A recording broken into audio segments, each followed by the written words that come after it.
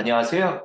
이 땅의 일에 대한 통합된 그리스도교 관점을 소개하고 나누기 위해 기독교 대한선교교회 소금빛 교회에서 설립하고 후원하는 파이 미니스트리 코포스 연구소 제공 기본 과정 2024년 일의 신앙 세 번째 나눔을 시작하겠습니다. 오늘은 인류 창조하는 피조물이라는 제목으로 창조 이야기 가운데 담겨 있는 일에 대한 성경적 관점을 함께 나누도록 하겠습니다.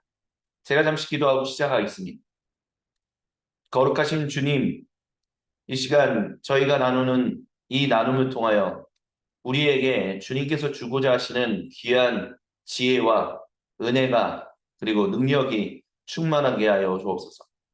하나님만 이 모든 것을 통하여 영광 받아 주옵소서. 우리의 생각과 마음, 말과 행동을 온전히 변화시키시고 거룩하게 성숙하도록 인도하시는 주님의 이름을 찬양하며 살아계신 예수님의 이름으로 기도드립니다. 아멘. 예, 그래서 오늘 이제 세 번째 나눔을 이제 진행하게 되는데요. 인류 창조하는 피조물이라는 제목을 이제 가지고 온라인 나눔을 이제 진행하게 됩니다.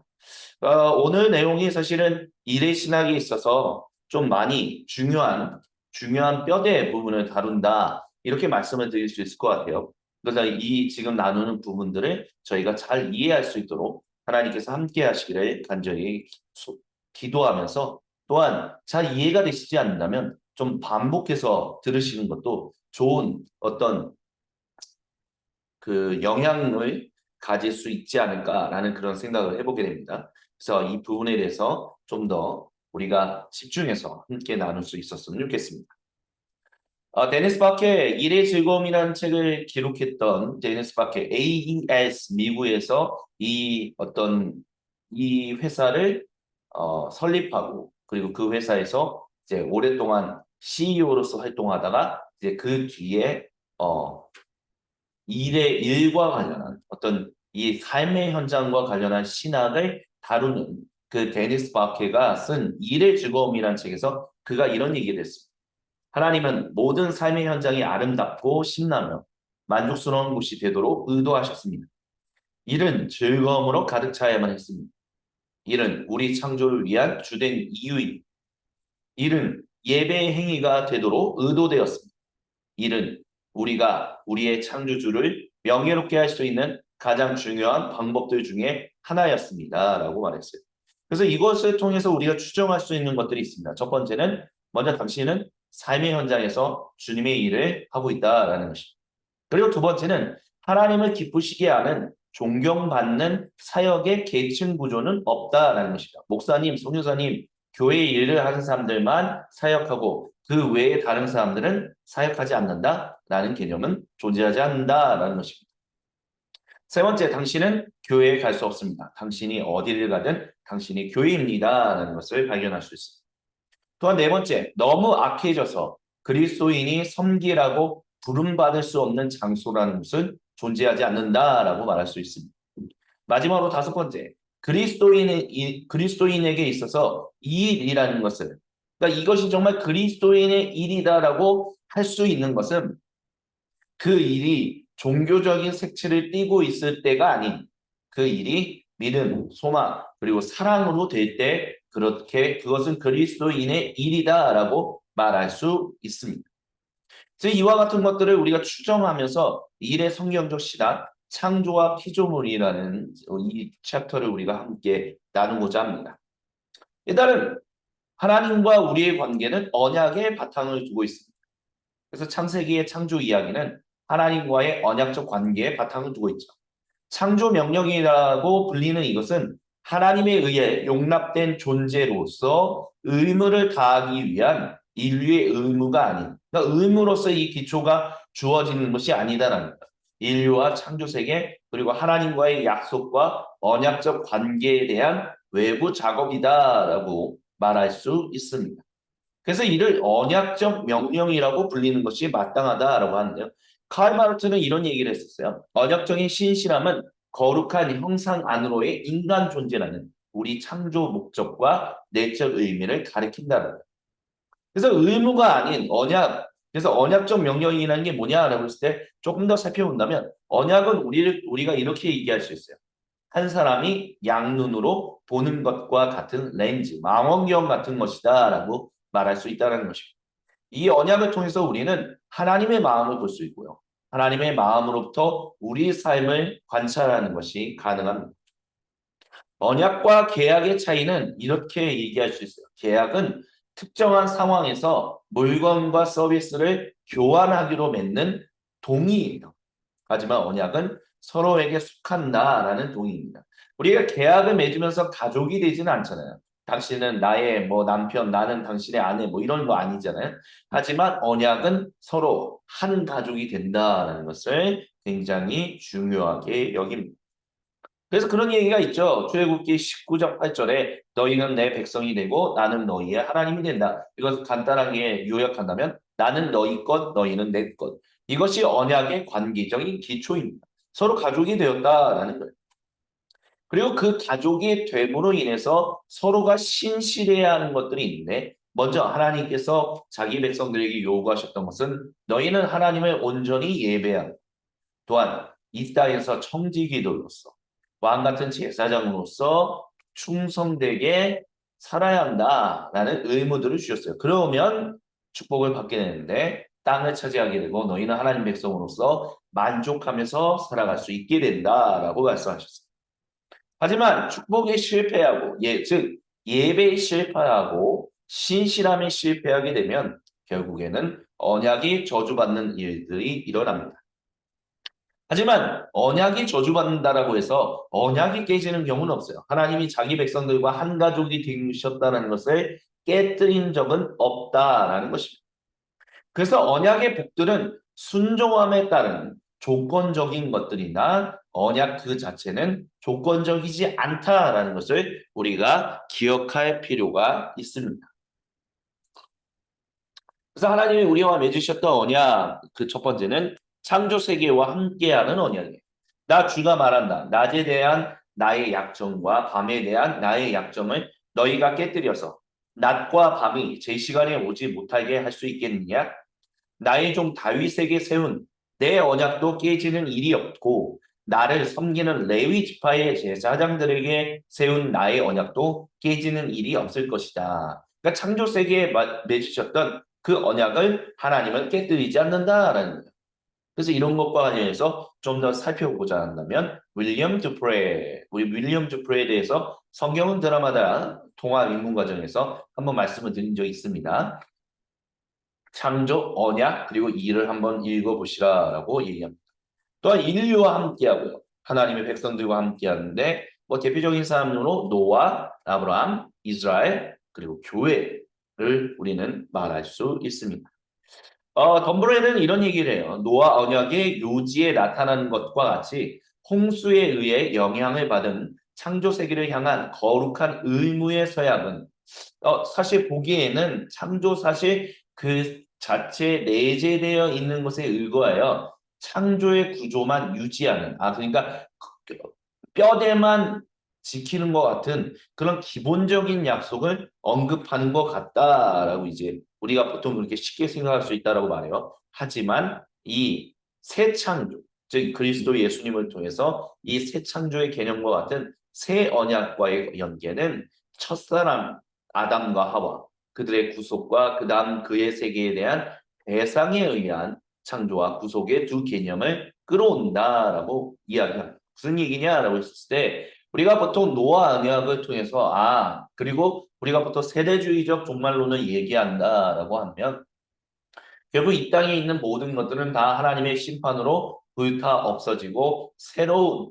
창조 세계를 하나님이 여실 것이다. 그래서 그 뼈대만 노아 언약으로 남겨놓으신 거다. 그래서 노아 언약과 새 언약과의 연계에는 크게 그런 관련성이 없다. 이렇게 얘기하는 사람들이 있어요. 하지만 윌리엄 덤브레는 그렇지 않다라는 거예요. 새 언약, 그리스도 예수님 안에서 우리가 새 언약을 맺게 된 것은 결국 창조의 그 아담과 맺으셨던 첫 언약, 그리고 노아에서도 비록 아담과의 언약에 있어서 뭔가 달라진 부분들이 있지만 하나님께서 하나님 백성에게 요구하신 하나님 형상으로 창조된 사람들에게 요구하시는 거룩한 총지기적인 역할은 계속해서 유지되고 있고 그것이 갱신되고 회복되는 연속성 가운데 놓여 있다라는 것을 지금 우리는 알아야 한다는 것을 지금 말씀을 드리고 있는 거예요. 그래서 언약과 창조가 인간 경험의 시작과 연계되어 있을 때 언약과 창조는 끝까지 그러니까 성경은 드라마다에서 저희가 이야기를 나눴듯이 하나님은 끊임없이 자기의 창조 세계를 향한 끊임없는 그리고 모든 사람을 향한 신실하심을 이어가셨고 완성하신다라는 것을 우리는 기억할 필요가 있다. 그리고 그 안에 우리의 일이 존재한다라는 것을 말하고 있다는 것입니다. 우리가 이것을 기억하면서 접근한다면 일의 신학에서 창조하는 피조물로서 우리가 가질 수 있는 여러 가지 특징이 있어요. 첫 번째는 우리는 하나님과의 친교 안에서 살도록 부름받았다라는 거예요. 아담과 하와는 하나님과의 지속적인 친교를 위한 성스러운 정원에 자리 잡았었습니다. 그래서 이거를 하나님과 나, 하나님 안에서 나와 다른 사람과의 관계, 하나님 안에서 나와 창조 세계와의 관계로 이렇게 세 개로 이제 특징을 잡아서 얘기할 수 있을 텐데요. 첫 번째는 하나님과 나의 관계는 친교, 친밀한 교제다라고 말할 수 있어요. 하나님의 언약적 명령이 바로 그것을 의미한다라는 것이죠. 그래서 인간 존재는 세상으로 하나님의 성소, 즉 이 거룩한 성전을 확장하라고 부름받았고 또한 부름받고 있다라고 말할 수 있습니다. 그래서 하나님께서 창조세계 안전, 번영, 아름다움을 이제 가지고 오신데 그곳에 지배, 예배, 남성, 여성, 정원, 성소, 에덴의 땅 여러 가지 것들을 이제 보여주실 수 있는데 이 이야기의 중요한 핵심은 이거예요. 하나님께서 전 땅을 창조하시고 또 에덴이라는 지역에 그 지역 중에서도 동산, 에덴 정원이라는 곳에 사람들을 두셨어요. 근데 하나님께서 사람들이 한 남성과 한 여성이 한 몸을 이루어서 자녀를 출산해서 그들이 장성하면 부모 곁을 떠나서 계속해서 확장해 나아가라라고 말씀하셨죠. 그러면 에덴 동산 안에만 계속 있을 수는 없는 거잖아요. 그럼 에덴 동산 바깥으로 계속 나아가야 하고 에덴을 넘어서 더 많은 지역. 근데 이 에덴 동산이라는 곳이 하나님이 머무시는 거룩한 성전으로서 창세기 저자는 말하고 있기 때문에 이 성소가 점점점 세상 다른 땅들로 확대되는 것을 이야기하고 있다라고 우리는 볼 수 있다라는 것이죠. 그래서 하나님의 백성들이 청지기들로서 제사장적 역할을 하는 존재들로서 온 땅에 결국에는 에덴 동산을 넘어 에덴을 넘어 다른 땅들로 계속해서 확장되어 나아감으로 말미암아 그들이 하나님의 제사장적인 역할을 청지기적인 역할을 하나님과의 친밀한 교제를 맺으며 하나님을 예배하고 또한 세상의 안전과 번영, 샬롬을 전달하는 청지기의 역할을 감당하라고 하나님은 자기 형상으로 사람들을 창조하셨다라는 거예요. 그거를 창조의 이 창조 이야기에서 다루고 있다라는 거죠. 그래서 인간 존재의 부분과 같은 일은 존재론적이에요. 일단 첫 번째는 우리는 하나님이 일하시는 분이다라는 것을 기억해야 합니다. 하나님이 일하시는 분이기 때문에 그분의 형상, 원형이 하나님이 일하시는 분이기 때문에 그분의 형상으로 창조된 우리도 일하는 존재들로서 일은 우리 인간 본성의 부분이 된다. 그래서 일은 그 자체로 중요하다라는 것을 우리는 또한 발견할 수 있어요.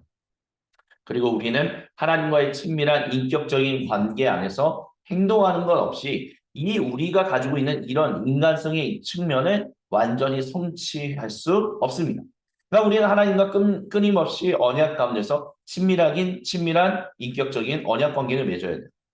그래서 이것을 종합적으로 우리가 판단했을 때는 이는 우리가 하나님과의 친밀한 교제를 맺는 하나님과의 친밀한 교제를 맺는 게 어디예요? 바로 예배함이잖아요. 그렇기 때문에 이는 우리 예배의 한 부분이 되도록 하나님은 처음부터 의도하셨다라고 말씀드릴 수 있다는 것입니다. 하지만 더 나아가서 우리는 언어적으로도 이렇게 살펴볼 수 있어요. 창세기 2장 15절에 주 하나님이 사람을 데려다가 에덴 동산에 두시고 그곳을 맡아서 일하게 하셨다라고 하잖아요. 근데 여기서 말하는 이 단어가 아바드라는 고대 히브리어 단어를 사용했는데요. 일과 섬김을 모두 의미해요. 근데 이 단어는 이후에 신명기나 민수기나 이런 부분에서 제사장들이 서비스를 묘사하는데 사용되었습니다. 또한 돌보게 하셨다라고 했었을 때 사용되었던 히브리어, 고대 히브리어 샤마는 지키고 보전하고 가장 잘 돌본다라는 의미를 갖고 있는데요. 이것은 민수기에서 역시 일반적으로 종교적인 명령과 의무들의 준수, 특별히 레위인들의 의무에 사용되었었어요.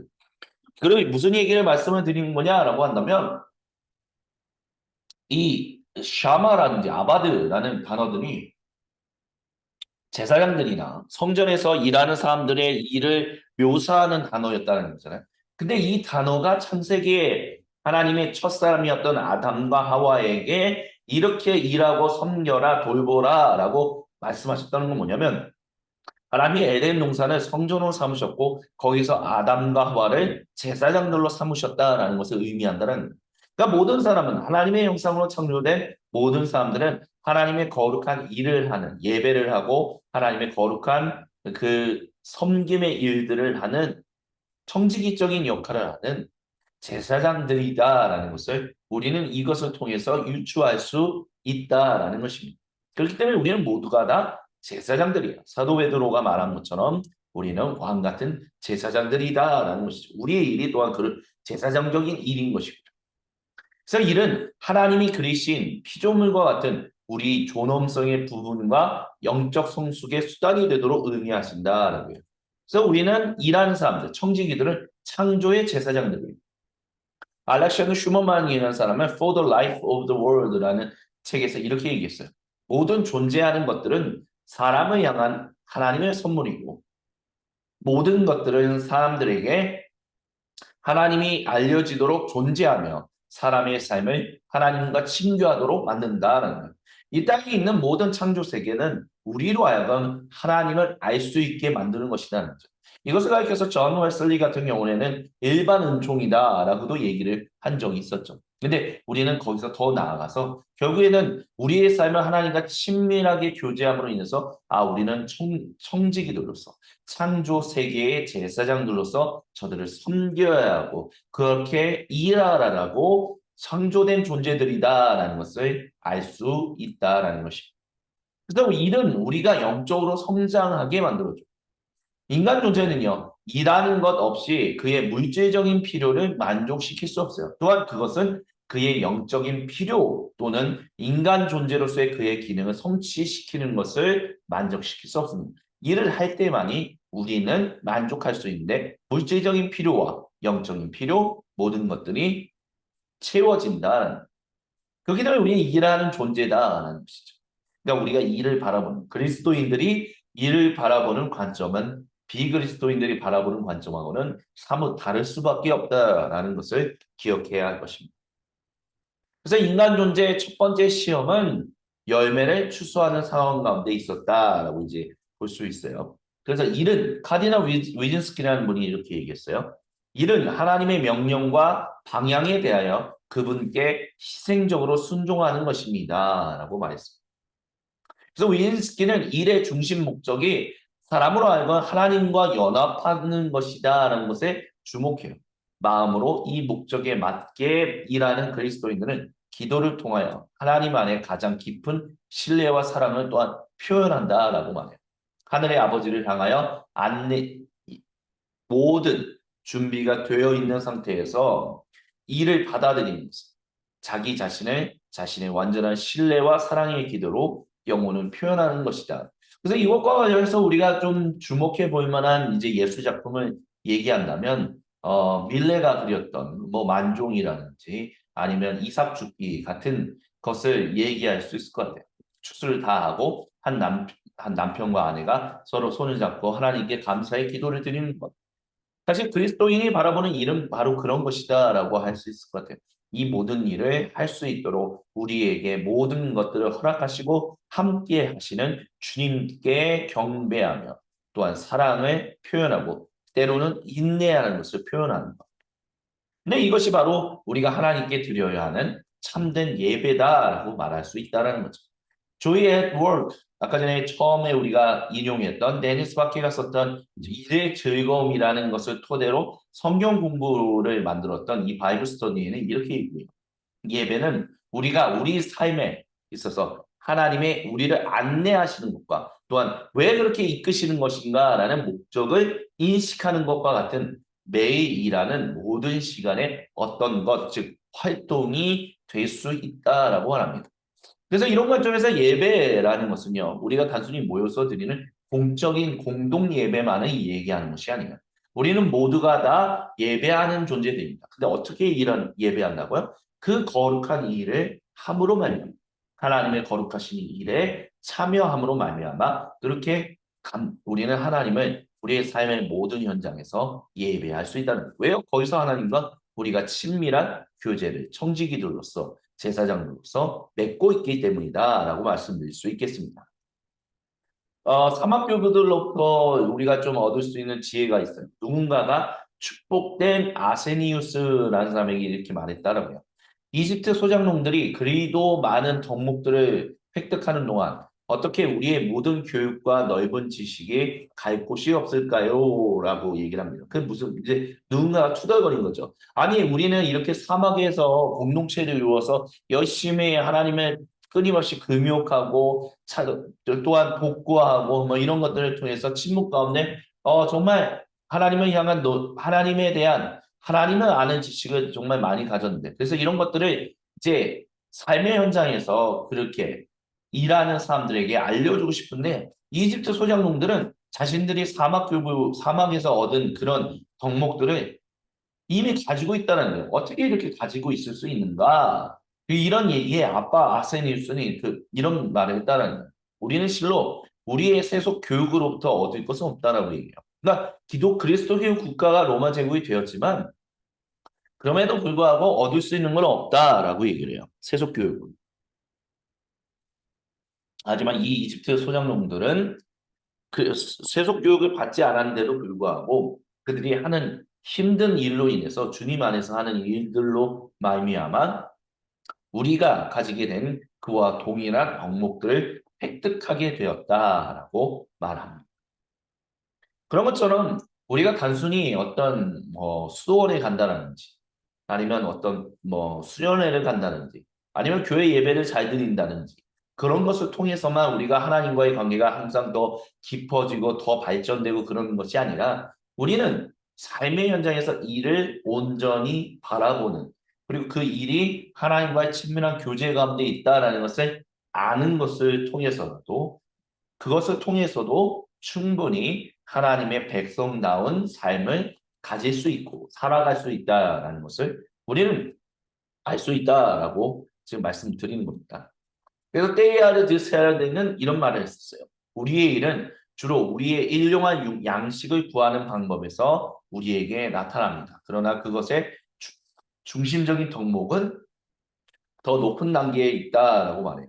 그래서 이를 통하여 우리는 하나님과의 거룩한 연합이라는 주제, 중세교회에서 오랫동안 다루었던 하나님과 어떻게 하면 하나님을 보며 하나님과 생명의 교제를 끊임없이 영원히 누리면서 살아갈 수 있을 것인가 라는 그 완전해지는 것을 우리는 마침내 우리의 그 삶의 현장에서 가능하다라고 말합니다. 그리고 이를 통하여 우리는 어떤 면에서든 우리가 연합하고 있는 우리의 주 그리스도 예수님의 거룩한 위상이라는 면에서 성장할 수 있다라고 말했어요. 그리고 이제 두 번째 특징, 하나님 안에서 나와 다른 사람의 관계에서 우리가 가질 수 있는 두 번째 특징을 한번 얘기해 보도록 하겠습니다. 그것은 이 땅 위에 칭찬할 만한 형태의 공동체를 건설하라고 부름받았다는 거예요. 그래서 인류 공동체를 또한 믿음의 공동체를 건설하는 것이다라고 합니다. 그래서 하나님의 언약적 명령의 두 번째는 공동체를 건설하는 거예요. 하나님과 같은 관계적인 존재가 된 하나님이 창조하셨죠. 근데 중요한 것은 하나님이 당신의 형상대로 사람을 창조하셨는데 남성과 여성으로 창조하셨다는 거예요. 하나님은 그러니까 하나님의 형상으로 창조된 모든 사람은 기본적으로 사회를 이루면서 살아갈 수밖에 없는 본성을 가지고 있다는 거예요. 근데 그런 본성이 삼위 하나님께 기초하고 있다라고 저번 시간에 말씀을 드렸습니다. 아버지 하나님 사랑하는 분, 아들 예수님 사랑받는 분, 그리고 사랑 그 자체이신 성령 하나님. 이것이 바로 이 하나님의 원형이 우리로 하여금 공동체를 이루게끔 만든다라고 아우구스티누스 교부는 얘기했어요. 그래서 요한복음서 15장 9절에 아버지께서 아들을 사랑하시든 또한 요한복음서 17장 23절 뭐 아버지께서 나를 보내셨다는 것과 사랑하신 것과 같이 그들도 사랑하셨다는 것을 세상이 알게 하려는 것입니다. 그래서 하나님은 사랑이십니다. 사도 요한은 이와 같이 아버지, 아들, 성령 하나님의 그 페리코레시스라고 물론 성 요한이 그 얘기를 용어를 사용한 것은 아니지만 이렇게 친밀한 교제 가운데 우리가 하나님을 그런 형상으로 창조되었다라는 것을 알려주고 있습니다. 그래서 우리는 관계적 존재예요. 하나님과의 나와의 관계만 관계적인 존재가 아니라 하나님 안에서 다른 사람들과의 관계도 결국에는 관계적인 존재입니다. 그래서 관계적 존재가 바로 사회 행위에서 나타나는 거예요. 우리는 함께 동업자 관계에서 일하도록 부름받고요. 일과 그 자체의 조직은 사회 구조와 사회 질서에 영향을 줘요. 그리고 우리는 관계 안에서 진정한 우리 자신이 됩니다. 인류의 관계와 사회는 이를 통하여 완전히 알려지게 된다. 그래서 인간 존재는 하나님을 온전히 바라보게끔 만드는 매개체, 즉 성화, 거룩한 그림, 아이콘이 된다라고 얘기할 수 있어요. 그래서 우리는 우주의 중심에 항상 관계가 있다. 하나님이 창조하신 이 창조 세계 중심에는 관계가 있다라는 이 말을 주의 깊게 생각할 필요가 있습니다. 그래서 관계라는 것. 그래서 왜 관계가 인간의 삶과 일의 중심인가? 두 가지 핵심 이유가 있다라고 마이클 숄터라는 분이 얘기했어요. 뭐냐? 우리는 관계 안에 살고 관계들을 위해 사는 존재입니다. 하나님이 우리를 그렇게 창조하셨다라는 거죠. 그래서 성 아우구스티누스는 우리의 정체성은 존재와 행동이다라고 말을 했습니다. 그래서 이런 것들을 바탕으로 회사라는 것이 사실은 설립된 거예요. 회사라는 company라는 단어가 두 라틴어 단어의 합성 영어로 이제 나온 거잖아요. 그게 쿰페니인데 빵을 공유하다. 그러니까 함께 더불어서 먹고 살 수 있는 것을 공유하기 위하여 우리는 함께 더불어 관계를 맺고 일한다. 그게 회사의 시작이다라는 거죠. 이렇게 교환은 하나님께서 사람을 창조하셨을 때부터 인간 안에 내재되어 있었다라고 말할 수 있어요. 케네스 칸트 저너라는 사람이 이렇게 얘기했어요. 창조 때부터 인간은 사회적인 존재이며 절대 혼자 살도록 고안되지 않았다. 우리의 사회적 이런 환경 때문에 우리는 특별하며 상호 의존적이기 때문에 교환에 의존하는 것은 필수적인 거예요. 교환은 우리의 존재에 내재되어 있는 것입니다. 그래서 그렇기 때문에 우리가 일하는 거예요. 비즈니스, 사업을 하는 것이다 라고 말할 수 있을 것입니다. 이 연필, 이제 보면 이 연필이 사실은 옛날에는 이 연필이 등장하기 전에는 연필과 지우개가 따로 있었죠. 근데 이제 따로 있다 보니까 너무 사람들이 예를 들어서 도면을 그리는 사람들이 열심히 도면을 그렸는데 지워야 할 때가 있잖아. 빨리 지워야 하는데 지우개 찾다 보니까 너무 힘든 거예요. 그래서 이거를 고민하던 사람이 연필 뒤에 지우개를 달면 어떨까라고 해서 새로운 발명품을 만들어낸 거죠. 그래서 인간 사회에 있어서 지금은 뭐 별로 큰 의미가 없었다 할지라도 그때 당시 처음 지우개에 달린 연필이 등장했을 때는 굉장히 큰 센세이션을 일으켰다라고 말할 수 있을 것입니다. 이렇게 사람의 삶을 편안하고 편리하게 해주는 이런 유용한 것들을 항상 우리가 더불어서 함께 살아가는 가운데서 고민하고 항상 고민하는 가운데서 그리고 숙고하고 새로운 것들을 창출해나는 이런 인간적인 관계에서 형성되는 결과물들이다라고 말씀드릴 수 있을 것입니다. 마틴 루터킹 주니어는 이런 말을 한 적이 있어요. 당신의 아침 식사를 끝마치기 전 당신은 전 세계 반 이상에게 의존하고 있다는 것을 알았으면 좋겠다라고요. 이것이 우리의 세계가 형성된 방식이다라고 말합니다.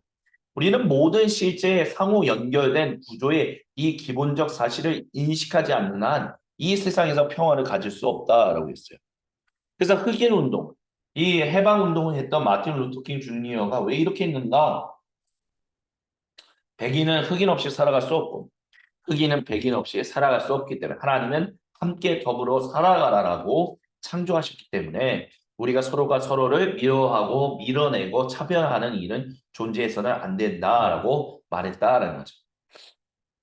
거기에 저 같은 황인들도 같이 포함될 수 있었으면 좋겠다라는 생각을 요즘 많이 하게 됩니다. 특히 북미권에서 흑인들이 아시아권에 있는 사람들을 차별할 때 좀 더 그런 생각들이 더 많이 들어요.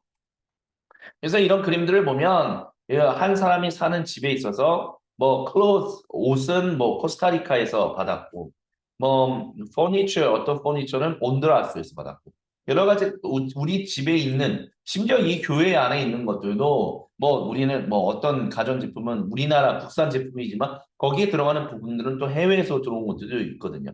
그렇게 우리는 한 국가만 그 안에서만 잘 살 수 있는 것이 아니다. 우리의 이미 이 세상의 많은 것들에는 전 세계 사람들이 함께 더불어서 살아가고 일하는 결과물들이 우리가 사용하고 있는 것이다라는 것을 기억해 볼 필요가 있습니다. 하나님은 그렇게 우리를 공동체로서 협동으로 함께 일하도록 조직 문화를 인간적으로 만든 믿음, 소망 그리고 사랑의 조직 문화를 만들도록 그리고 인격적인 존재가 되는 것, 서로 지지해주고 책임을 지는 그런 공동체를 건설하라고 하나님은 창조 때부터 우리를 그분의 형상으로 창조하셨습니다. 그래서 가상회계가 회사라고 말하는 그런 곳이 과연 공동체가 될 수 있는가 이런 질문을 또 해본 적이 있어요. 한번 좀 생각해 보면 좋은 주제다라고도 말씀드릴 수 있겠습니다. 그래서 조직 문화를 어떻게 개발하느냐 했을 때 일단은 우리는 조직 문화가 우리는 겉에 어떤 인위적인 그 조직의 어떤 인위적인 산물을 보고 그 안에 담겨 있는 상징들을 통해서 아, 이 조직 문화가 바로 그렇구나 쉽게 생각하는 경우가 있어요. 하지만 그 안에는 원칙과 가치가 있고요. 그 원칙과 가치를 만들어내는 데는 궁극적으로 본질적인 것인 신념이 자리 잡고 있다는 것을 기억해야 돼요. 그래서 한 회사라든지 어떤 곳의 조직 문화를 변화시키기 위해서는 그들이 가지고 있는 신념이 무엇인지를 아는 것이 매우 중요하다라고 폴 교수님은 얘기합니다. 그래서 당시 조직 문화의 상징과 가치 그리고 신념을 한번 묘사해 볼 필요가 있다. 항상 그럴 필요가 있다라고 덧붙여서 얘기합니다. 그리고 마지막으로 세 번째로 창조하는 피조물들로서 하나님의 사람을 창조하시면서 우리에게 주신 세 번째 특징은 특별히 우리가 창조 세계를 대할 때 그 창조 세계의 잠재성을 개발하고 이 땅을 인도적이 되도록 부르셨다는 것에 그 특징이 있다라고 말씀드릴 수 있어요. 그리고 그것을 한마디로 정의한다면 공동 창조성이라고 말할 수 있습니다. 즉 뭐냐? 우리의 일은 창조 세계의 잠재성을 감싸고 하나님의 지속적인 일 안에 참여한다. 예수님께서 말씀하셨죠. 내 아버지는 항상 일하신다. 우리가 아까 전에 설명드렸던 것처럼 하나님이 당신의 형상대로 사람을 창조하셨는데 남성과 여성의 하나 되어 함께 일하라고 창조하셨다라는 것을 말씀을 드렸었어요. 이게 사회적 본성이죠. 그리고 두 번째는 우리는 하나님과 같이 일하고 쉬는 존재예요. 근데 우리가 기억할 것은 뭐다? 우리는 하나님과 같은 존재가 아니다.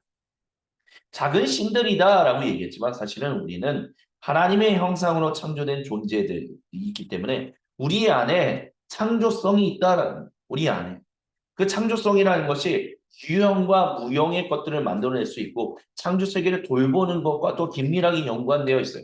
하지만 우리가 그렇다고 해서 하나님처럼 일할 수 있다? 아닌가. 또 하나님은 쉰 적이 없다니까. 근데 중요한 것은 하나님이 창조하셨을 때 일하고 쉬셨다는 거예요. 왜 그렇게 일하고 쉬셨는가? 피조물인 우리를 위하여 어떻게 살아가야 하는지를 보여주시기 위하여 일하고 쉬는 그 일주일에 7일이라는 인생의 어떤 사이클을 우리에게 형성하셨다는 거죠. 하지만 하나님께는 그런 것들이 필요하지 않다라는 것을 우리는 좀 기억할 필요가 있고 그런 면에서 겸손할 필요가 있다라는 것을 우리는 잊지 말아야 할 것입니다. 그래서 공동 창조성이 뭐냐라고 했을 때 시편 90편에는 이런 말이 있어요. 모세의 기도죠. 우리의 손으로 하는 것이 견실하게 하여 주옵소서. 우리가 하더라도 우리가 무엇인가를 만들어내요. 유형과 무형의 어떤 것들을 만들어내고 창조 세계를 돌보는 일이 하지만 그 일들이 온전하게 정말 뿌리 단단히 내려서 아름다운 열매를 맺을 수 있도록 주님 돌봐달라고 하는 것. 근데 중요한 것은 우리가 기도하면 하나님이 우리에게 힘을 주신다는 거예요. 그리고 그 힘으로 우리는 일할 수 있다는 거예요. 그래서 하와가 그런 얘기를 한 적 있잖아요. 주님의 도우심으로 내가 남자아이를 낳았다고요. 남자아이를 낳은 존재는 당연히 하와였지만 하나님이 함께 하심으로 그 일을 가능하게 새로운 생명을 낳는 일들을 가능하게 했다. 이런 것들을 우리는 공동창조성이다라고 말할 수 있다는 거예요. 그래서 우리는 하나님의 형상으로 일하는 사람들이. 그래서 이 땅에 있는 모든 사물들은 두 번에 걸쳐서 창조됩니다. 첫 번째는 우리의 마음에서 그것을 정해요. 그리고 그것을 물건으로 만드는 거죠. 하나님도 자신의 마음에 작정하셔서 우리의 형상을 따라 인간을 만들자라고 작정하셨고 그 다음에 물질, 흙을 사용하셨고 생기를 불어넣으심으로 말미암아 사람이 살아있는 존재가 되게 하셨습니다. 그런 것처럼 포 교수님은 목수로서 한번 생각해 보자라고 얘기해요. 목수가 어떤 작품을 만들기 위해서 나무를 사용할 때 처음에는 마음속에서 어떤 걸 만들어야지 그린다라고 얘기해요. 그리고 그것을 그린 것을 끝내고 난 뒤에 본격적으로 일을 해서 그것이 머릿속에 있는 그것이 실제 어떤 물건으로 나타나도록 우리 일한다라고 말한다라는 것이죠. 그런 것을 통해서 우리가 알 수 있는 것은 뭐예요? 우리는 이렇게 하나님의 형상으로 일하는 존재들, 또 하나님의 형상으로 쉬는 존재들이다라는 것을 알 수 있다는 거예요. 그래서 우리는 이 삼위 하나님의 그런 것들도 역시 삼위 하나님의 일하심에 기초하고 있다는 것을 기억할 필요가 있어요. 하나님이 아버지 하나님이 보내시는 분, 그리고 아들 예수님이 보냄 받으신 분, 그리고 보내시는 보낸 그 자체인 성령 하나님이 함께 일하시는 그 존재가 우리로 하여금 일하고 휴식하는 존재, 즉 선교하는 존재로서 살아가게끔 만드는 기초가 되는 것이죠. 그래서 보면 나를 보내신 분, 뭐 내가 아버지께로부터 너희에게 보내 보혜사 곧 아버지로부터 진리의 영이 오면 이런 것들, 그러니까 하나님 안에서 그리고 하나님에 의해 보냄받는다라는 구절이 31번 요한복음서에서 등장하고 있잖아요.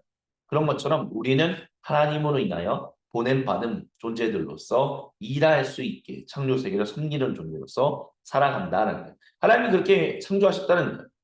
그래서 하나님의 형상으로서 인류는 어떤 존재냐? 관계적인 존재. 그리고 우리는 청지기들로서 왕들로서 이제 제사장들로서 섭정하는 존재들이에요. 그래서 우리는 공동체를 형성하고 일하죠. 그리고 그것이 우리의 정체성이고 그 일이 우리의 소명이 된다라고 말할 수 있습니다. 그래서 공동창조성에서 하나님의 형상과 같은 인류의 일은 폴 윌리엄스는 이런 얘기를 해요. 우리는 이 일을 열매 맺도록 하며 악으로부터 하나님의 창조 세계를 지키는 그런 일들을 한다라고 하나. 그래서 이걸 다른 말로 하면 월드 메이커스, 세상을 더욱더 온전한 곳으로 만드는. 그래서 세상을 만드는 이로써 우리는 어떻게 인류의 삶을 개선할 수 있는가라고 했을 때 여러 가지 다양한 것들을 우리는 볼 수 있다라고 리스트들을 볼 수 있습니다. 다양한 것들이 있죠. 근데 전에 말씀드렸던 것처럼 중국에서 사업을 얘기할 때 우리는 그냥 사업이라고 하지만 중국은 생의라는 단어를 사용합니다. 근데 이게 그냥 단어 그 자체의 의미만 놓고 보면 의미를 창출한다라는 거예요. 그러니까 우리가 일한다라는 거, 우리가 그런 어떤 함께 더불어서 일하는 사업을 한다라는 것은 결국에는 뭐다? 창조 세계와 인류의 가치를 더하는 일을 한다는 거예요.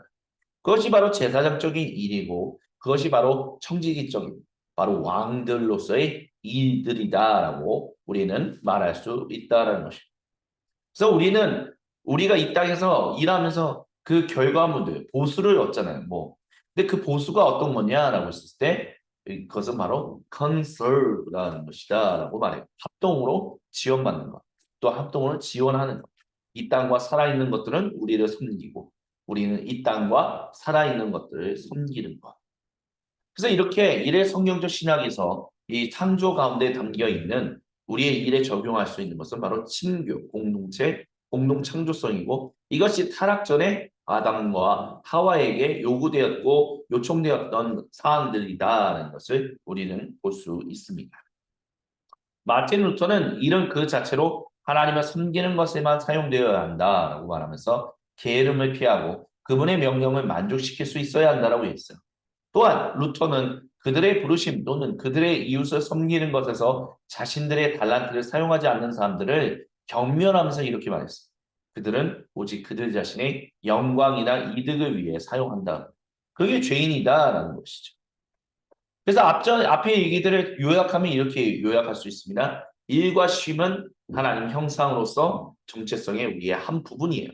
일은 하나님과의 친교와 영적 성장에 대한 수단이고 상황입니다.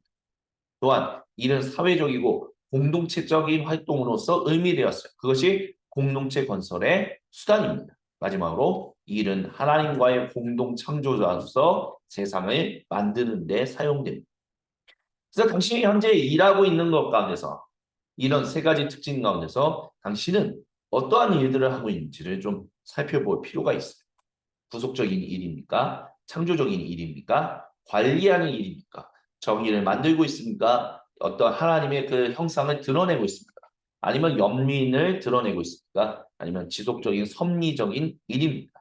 그런 모든 일들이 하나님의 일이다라는 거죠. 그러면서 보 교수님이 이렇게 질문합니다. 만약 사람들이 그들이 주님의 일을 하고 있었다라는 것을 알아차린다면 당신이 속한 그 교회 공동체에서 어떤 다른 부분들이 형성될까 궁금하다라고 질문합니다. 그래서 저희가 이제 창조하는 피조물이라는 이 주제를 우리가 함께 이야기를 나누었었는데요. 이것이 우리 기본으로서 우리가 일하는 그리스도인적인 참된 인간, 하나님의 형상으로서의 인간의 어떤 그런 특징적인 것들이다라고 이야기를 해주고 있어요. 근데 이것이 타락함으로 인해서 결국에는 좀 왜곡되고 어그러지긴 했지만 하나님은 계속해서 그것을 구속해서 온전한 방향으로 회복하시는 일들을 계속해서 행하고 계시다는 것을 우리는 성경을 통해서 알 수 있습니다. 그래서 이 모든 것들을 통하여 우리가 어떻게 일을 바라봐야 하는지, 우리가 어떻게 일해야 하는지 그런 것들을 계속해서 우리가 스스로 좀 숙고하고 상기하면서 하나님과의 깊은 관계 가운데서 우리의 일을, 우리의 삶의 모든 삶의 현장을 새롭게 바라보는 일들이 계속해서 이 땅 가운데 충만히 일어날 수 있었으면 좋겠습니다. 예, 그래서 오늘 일의 신화 세 번째 나눔은 여기까지 진행하겠습니다. 제가 잠시 마무리하고 기도함으로 마무리하겠습니다. 거룩하신 주님, 저희가 나눴던 오늘의 이야기가 우리의 안에 깊은 좋은 뿌리가 낼 수 있는 토양이 돼요. 하나님 형상으로서 일하는데, 휴식하는데, 온전한 열매들을 맺는데 사용될 수 있도록 주여 우리와 언제나 구체적으로 함께하여 주옵소서. 주님께 모든 영광, 감사 그리고 찬양을 올려드리며 살아계신 주 그리스도 예수님의 이름으로 기도드립니다. 아멘. 예, 오늘은 여기까지 진행하겠습니다. 감사합니다. 주님 안에서 정말 아름다운 사순절 이 시간을 시작하시고 잘 보내실 수 있기를 더불어서 주님의 이름으로 축복하겠습니다. 감사합니다.